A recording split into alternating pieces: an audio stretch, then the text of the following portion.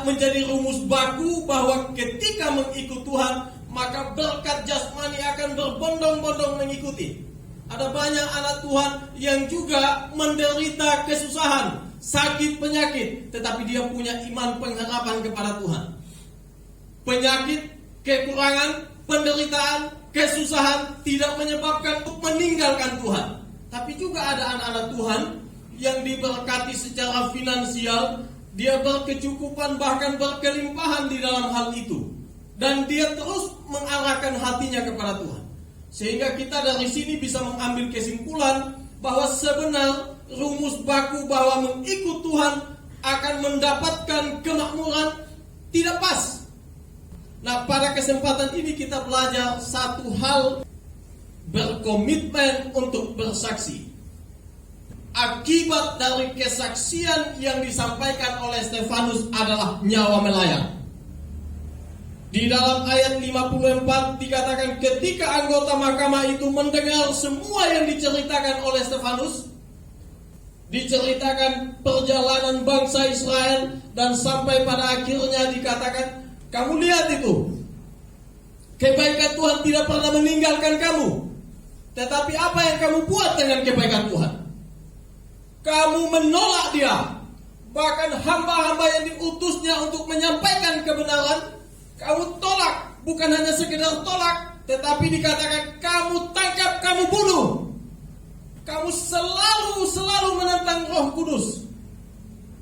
Kamu menangkap nabi-nabi Tuhan yang diutus kepadamu untuk dibunuh. Bukan hanya ditangkap, ada yang ditangkap disiksa, tapi banyak yang dibunuh juga. Mau sampai kapan kamu begitu? Allah mengutus anaknya ke dalam dunia, kamu tangkap lalu kamu bunuh juga. Kalau kita dibilang begitu, waduh, itu kalau tidak cukup kuat untuk membuka hati untuk dikoreksi, maka kita pasti akan berbalik melawan.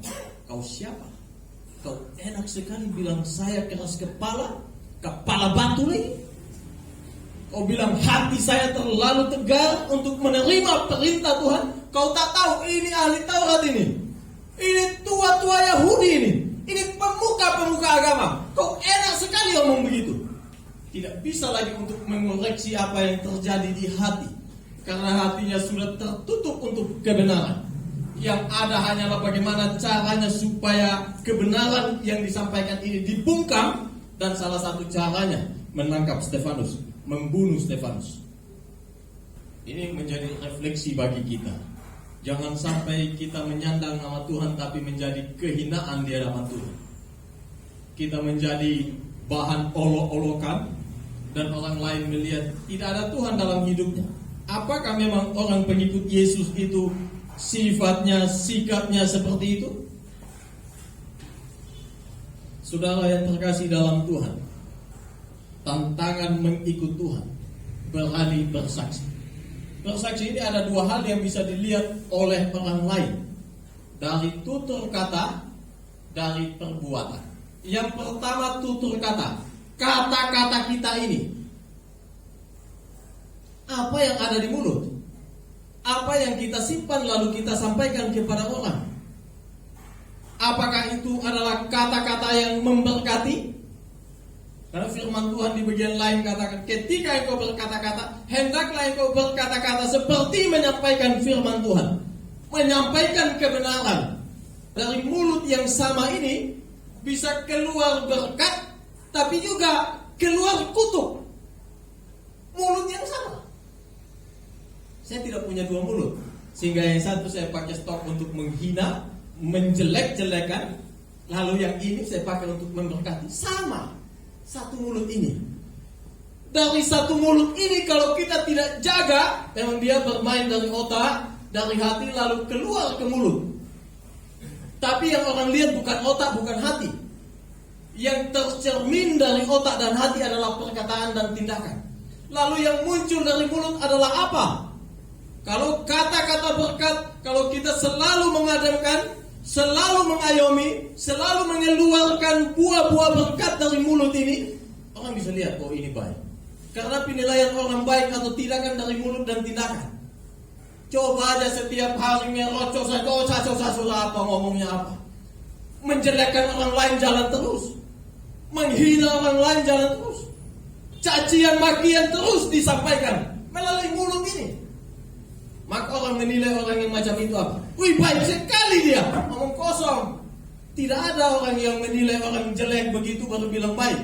Mulutnya kok model kayak begitu. Dari mulut kita bisa bersaksi. Jangan dari mulut yang sama yang dikasih oleh Tuhan untuk harusnya menjadi berkat, kita pakai untuk menjadi kutuk, menjadi celah bagi nama Tuhan. Dari mulut kita bersaksi. Lalu yang kedua dari tindakan. Baik, saya pikir kita kalau di jalan, apalagi dengan jiwa muda, kalau ada yang lewat lalu natap kita, puji Tuhan kalau dia natap kita lalu kita natap senyum balik. Tapi waktu natap, kau kenapa dia? Begitu. Ya, kita memang bisa lucu dengan ini, tapi menjadi koreksi bagi kita. Bukan hanya dalam hal itu, dalam banyak hal dikorek sedikit aja keluar singanya, harimaunya, kebun binatang dan lain sebagainya. Wih. Padahal Tuhan bilang kita bersaksi bagi Tuhan. Komitmen sebagai pengikut Tuhan harus bersaksi dimanapun, kepada siapapun, dan dalam situasi apapun. Kita bersaksi tidak kenal sikon, tapi menjadi persoalan bagi kita ketika kita menyebut diri sebagai pengikut Tuhan, lalu kita tidak melakukan hal itu. Saya tidak bilang supaya kita cari mati, tapi waktu kita diperhadapkan antara dua pilihan mengikut Tuhan atau tidak, kalau mengikut Tuhan konsekuensinya nyawa, kalau tidak maka kita terselamatkan nyawanya di dunia ini, maka kita harus pilih berani mati. Lebih baik mati daripada menyangkal Tuhan kita. Dia sudah selamatkan kita, mati di atas kayu salib, datang selamatkan saya dan saudara. Hanya karena takut mati di dunia ini, kita menolak Tuhan. Kita tidak berani mati.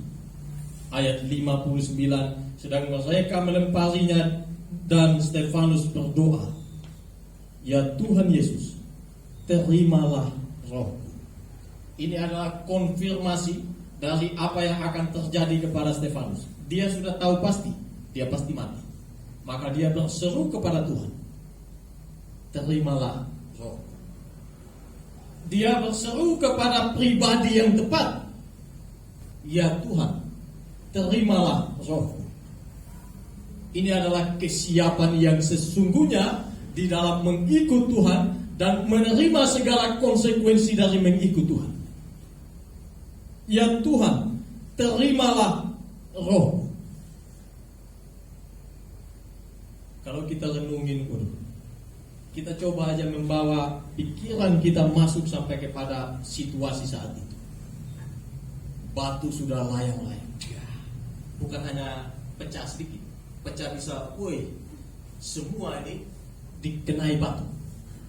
Batunya bukan yang kecil-kecil begini. Kalau batu begini paling benjol. Batu untuk dirajam itu batu-batu besar itu. Jadi kena satu kali langsung puyeng. Berdobel-dobel kali kena, maka pasti mati. Salah satu hukuman yang dipakai untuk membunuh, menghukum orang waktu itu dirajam dengan batu sampai mati. Rajam sampai mati. Stefanus melewati itu. Dia dirajam dengan batu, tetapi dia bilang, ya Tuhan, terimalah rohku. Dan sambil berlutut, ia berseru dengan suara yang kuat, Tuhan, jangan tanggungkan dosa-dosa ini kepada mereka yang telah aniaya saya. Jangan. Ampunilah mereka. Kita mengingat perkataan Tuhan Yesus yang pertama di atas kayu salib. Ya Bapa, ampunilah mereka, sebab mereka tidak mengetahui apa yang mereka perbuat. Lalu Stefanus di dalam syukur, di dalam kelapangan dada untuk menerima segala yang dia alami, dia katakan, ya Allah, jangan tanggungkan kesalahan ini kepada mereka. Dan buah dari perkataan itu. Saulus yang pada kematian Stefanus ada dan menyaksikan dia setuju, bertobat kemudian hari. Itu buah dari mengikut Tuhan. Mati ya silakan. Karena mati ini bukan masalah yang paling krusial sebenarnya kalau kita mengenal posisi dan tempat kita setelah meninggalkan dunia. Itulah sebabnya Paulus bilang, bagiku mati adalah keuntungan. Tetapi jikalau aku hidup di dunia ini, itu artinya aku harus memberi buah. Mati keuntungan. Tapi kita mati menakutkan, mengerikan. Orang yang belum terlalu dekat dengan Tuhan, apalagi yang tidak kenal Tuhan, maka mati adalah sebuah bencana. Itu keniscayaan. Karena dia tidak punya pilihan lain. Tapi bagi kita yang ada di dalam Tuhan, mati keuntungan. Karena mati ini menyambungkan kita kepada Allah selamanya dan kita bersekutu bersama-sama dengan Dia selamanya. Hidup ini tidak lama sebenarnya. Kalau kita mau melihat jauh ke depan, ada kehidupan yang abadi yang menanti kita. Kalau kita percaya dengan sungguh kepada Tuhan dan hidup baik-baik di dunia ini, maka setelah mati ini kita bersama dengan Tuhan kita, menerima segala berkat yang sama sekali mungkin tidak pernah terbayangkan di dunia ini. Tetapi kalau kita menolak Dia, tidak percaya kepadanya, waktu kita meninggalkan dunia ini, maka tempat kita neraka. Tidak ada tempat di antara, hanya dua tempat setelah mati, yaitu surga atau bukan dan atau neraka. Hanya salah satu di antara kedua itu tempat kita. Saudara yang terkasih dalam Tuhan, ketika Stefanus mati, dia tahu tempatnya di mana. Dia pasti akan bersama-sama dengan Tuhan, sehingga tidak ada kebencian sama sekali waktu dia mau mati. Tidak ada dendam, tidak ada kekecewaan dan kepahitan. Tetapi sebaliknya dari ayat yang ke-60 kita bisa melihat di sana, dia mendapatkan ketenangan yang mungkin kita yang punya semuanya di dunia ini belum merasa itu. Tapi dia mendapatkan tenang, damai.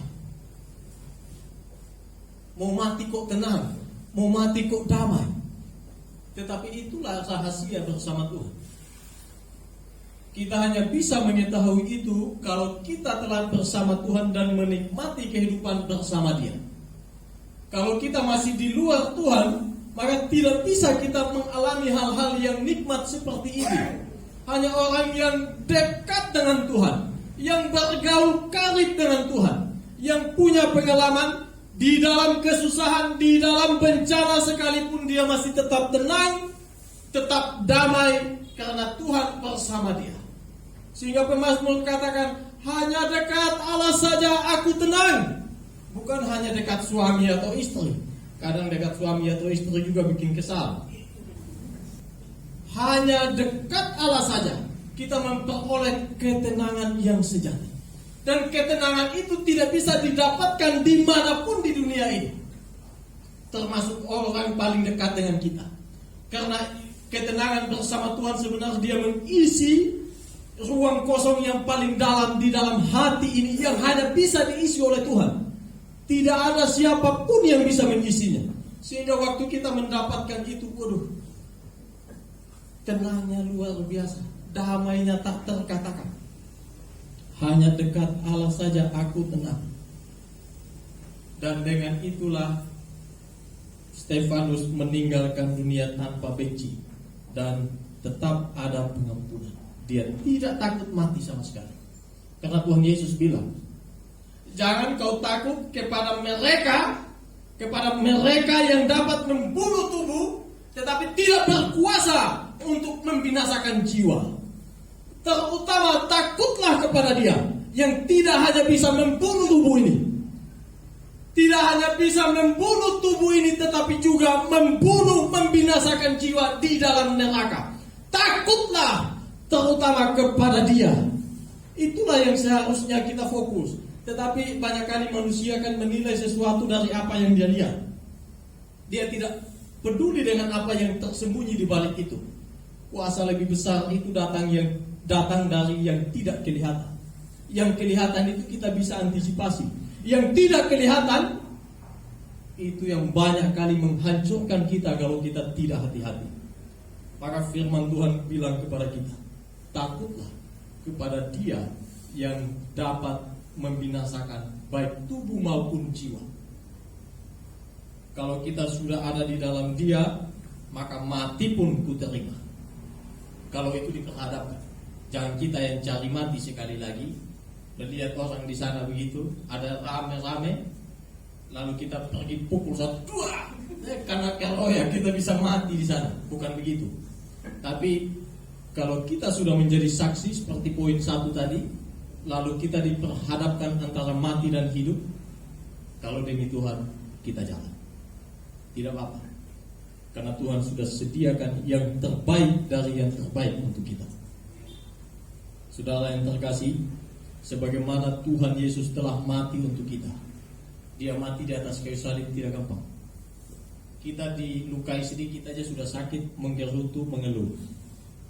Tuhan Yesus bukan sedikit lagi yang dilukai, bukan hanya ini yang dipaku. Semua dicambuk, ditusuk, dipukuli, dimahkotai duri, bahkan lebih daripada itu. Sebenarnya dia tidak hanya sekedar mendapat pukulan dari manusia, dia sedang menanggung murka Allah yang abadi di atas kayu salib. Waktu dia di kayu salib gelap gulita. Waktu dia di kayu salib, dia mengatasnamakan kita sebagai manusia yang menanggung hukuman di atas kayu salib. Eli, Eli lama sabachthani. Mengerikan sekali. Sehebat-hebatnya penderitaan kita, bahkan penderitaan fisik sekalipun, tidak akan pernah menyamai penderitaan Tuhan di atas kayu salib. Tidak akan pernah. Satu-satunya manusia yang pernah menerima murka Allah yang sesungguhnya hanya Tuhan Yesus.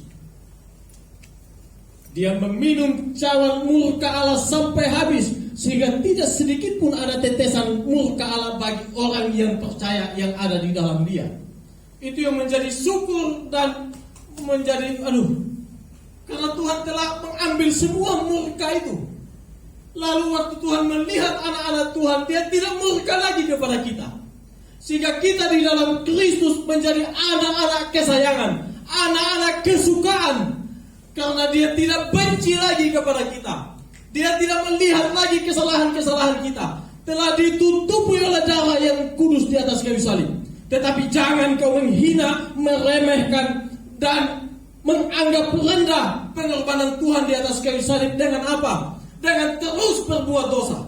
Banyak kali manusia ketika Tuhan memberikan kemurahannya kepada kita, kita pikir, wah Tuhan kan sudah tebus saya, lalu saya bebas dong membuat dosa.